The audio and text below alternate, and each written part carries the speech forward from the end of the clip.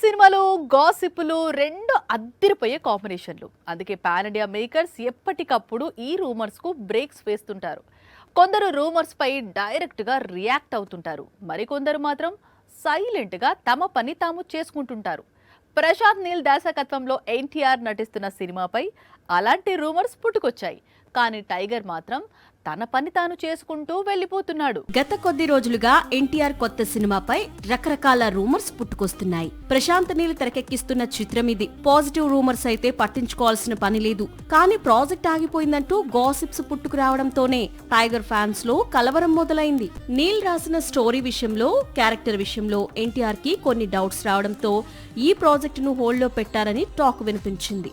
అయితే ఈ రూమర్స్ కు చెక్ పెడుతూ ఇప్పుడు చిత్ర యూనిట్ రెగ్యులర్ షూటింగ్ కు రెడీ అవుతోంది. హైదరాబాద్ లో 3 వారాల పాటు చిత్రీకరణకు ఏర్పాట్లు జరుగుతున్నాయి. మరోవైపు ఈ సినిమాకు సంబంధించిన కీలకమైన అప్డేట్స్ ఇచ్చాడు సంగీత దర్శకుడు రవి బస్రూర్. డ్రాగన్ అనే వర్కింగ్ టైటిల్ తో తెరకెక్కుతున్న ఈ చిత్రం ప్రశాంత్ నీల్ గతంలో తెరకెక్కించిన కేజీఎఫ్, సలార్ చిత్రాలను మించి ఉంటుందని రవి బస్రూర్ చెప్పుకొచ్చాడు. పైగా సంగీతం కూడా భారీ స్థాయిలో ఉంటుందని, అందుకోసం తాను సరికొత్త పరికరాలు ఉపయోగిస్తున్నట్లు తెలిపాడు. వచ్చే ఏడాది జూన్ లో ఈ సినిమా రిలీజ్ కు సన్నాహాలు జరుగుతున్నాయి. సాక్షి టీవీ ప్రసారాలను నిలిపివేయటం చట్టరీత్యా నేరం. సాక్షి టీవీ ప్రసారాల కోసం మీ స్థానిక కేబుల్ ఆపరేటర్ను వెంటనే సంప్రదించండి. DTH లో, ఇంటర్నెట్ లో కూడా సాక్షి టీవీ ప్రసారాలను వీక్షించవచ్చు.